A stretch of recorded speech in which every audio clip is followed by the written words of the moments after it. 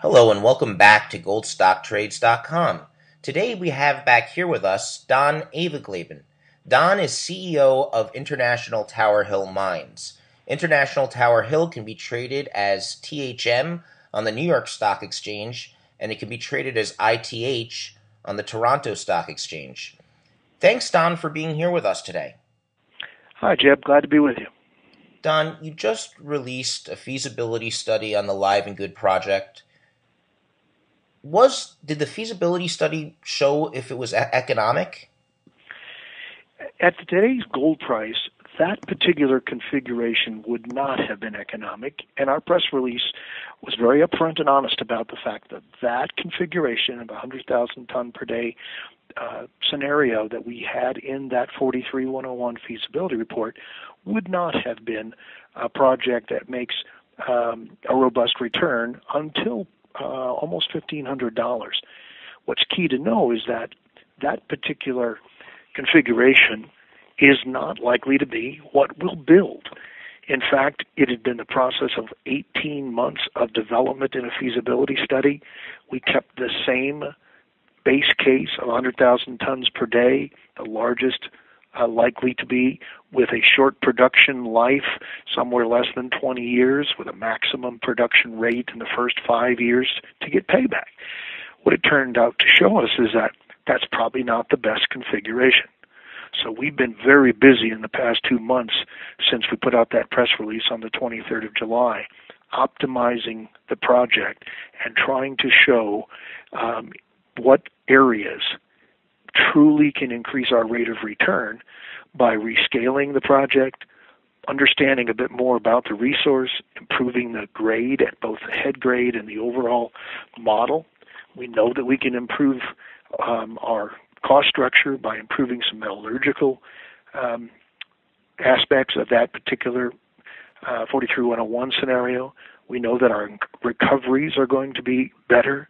We know we can reduce our power costs, which were about 30% of our operating expenditures. So after you get past the question of what is the scale of the project and you go towards an optimization, the usual question is, well, you showed that it was a $2.8 billion capital expenditure.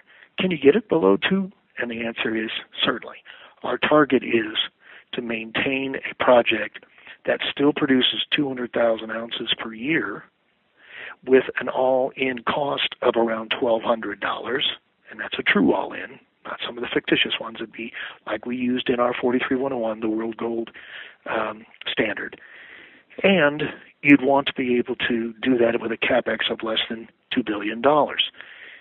If we can improve all those things, resource, grade, metallurgy, recovery, optimized scale, mill head grade, etc., power cost, cyanide consumption, we know we can make a considerably better project. So the target is what we're aiming at, and we're feeling very good about what we've done in the past 2 months. Don, we spoke several weeks ago, and you mentioned that you were having conversations with potential strategic partners. What is their reaction to the recent feasibility study? Well, understanding that those types of entities had confidentiality agreements, they were waiting the qualified person certification, if you will, under the 43-101 process so that they could understand it specifically. But they developed their own models. And there was a bit of surprise that it was not an optimistic view in the 43-101, but a rather conservative view. And their models, in some cases, were far better than what that 43-101 was showing. The reason for that is they've made certain assumptions about some of these areas that I just mentioned of the opportunities. Let me give you for instance. We had to use an international rate for cost of cyanide, but we knew it was way out of whack. It was the wrong number. It was too high. And we asked a couple of these entities that have CAs, well, what are you spending on cyanide on an average basis from global sources? And it was considerably less. Well, that's the number that they would have plugged into their model, but we could not because we didn't have a firm contract. We've actually seen more interest since we put out the 43101 document by some of our potential strategic alliance partners than we had in the past. And that's not surprising because, once again, they now had a certified document. So prior to that, they were listening to us. They were taking in our information. They were putting in the assumptions in their own models. But now they have a qualified person who will stand on his own reputation or hers and say, this is what it will do in this scenario. So they can extrapolate from that scenario to something that they might think is more appropriate. And let me give you, for instance, there are some that would say, well, we do want a big project. Maybe it's not 100,000 tons, but we do want a lot of production. And the fact that feasibility showed you could produce an average of about 700,000 ounces per year for the first 5 years was a pretty strong invitation for them when they needed to fill a particular production profile.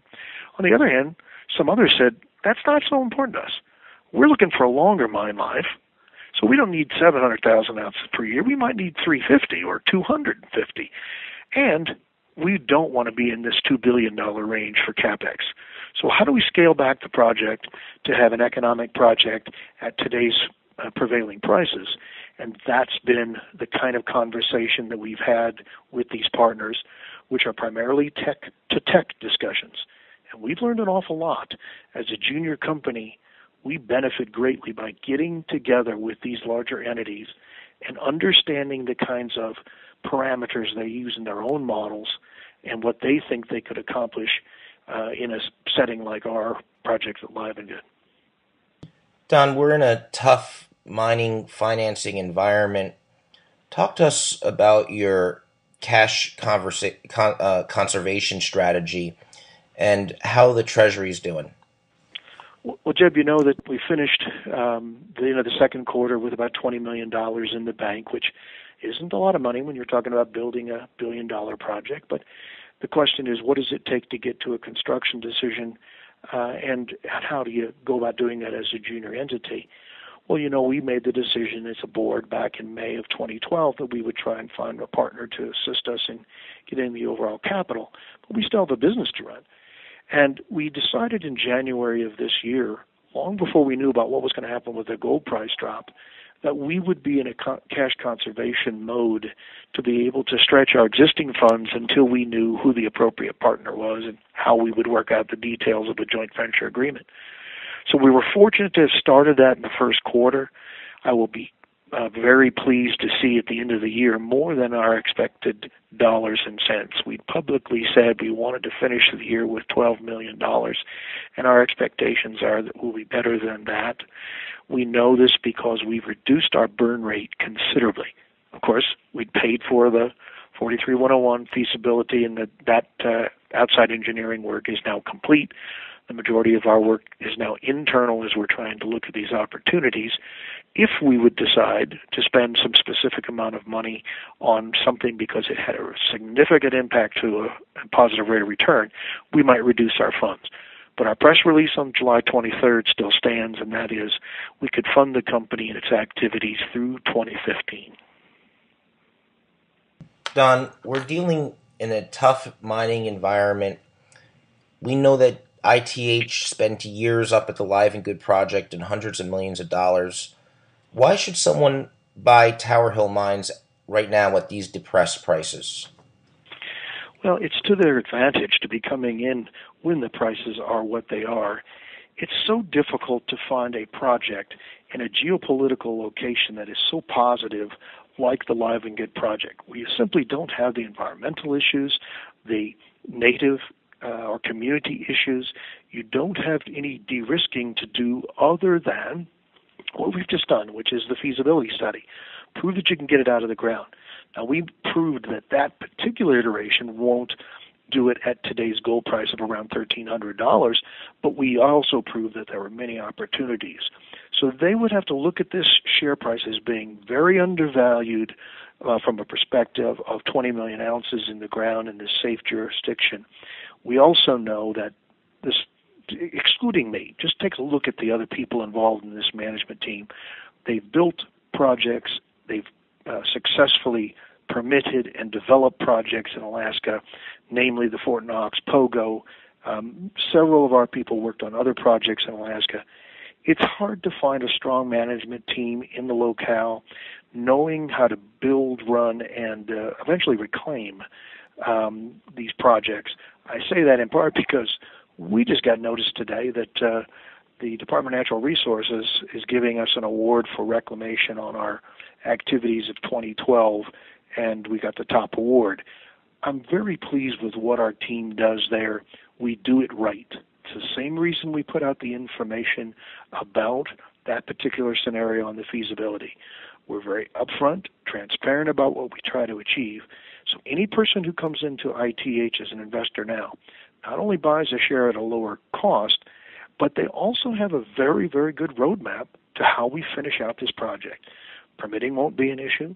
We simply need to ensure that we have a partner who will come in that's strong enough to help us get over the Capex hurdle as we split this. Our existing shareholders have spent between $250 and $260 million to date. And some of those shares were bought at prices about what they are today, but many of them were in the $7, $8, even $10 range. So somebody coming in today has an advantage of having much more information, a de-risked project with a solid team, and a chance to do it at a very low price. Don Avigleben, CEO of International Tower Hill Mines, which can be traded as THM on the New York Stock Exchange or ITH on the Toronto Stock Exchange. Thanks so much for being here with us today. Thanks, Jeb. Appreciate the time.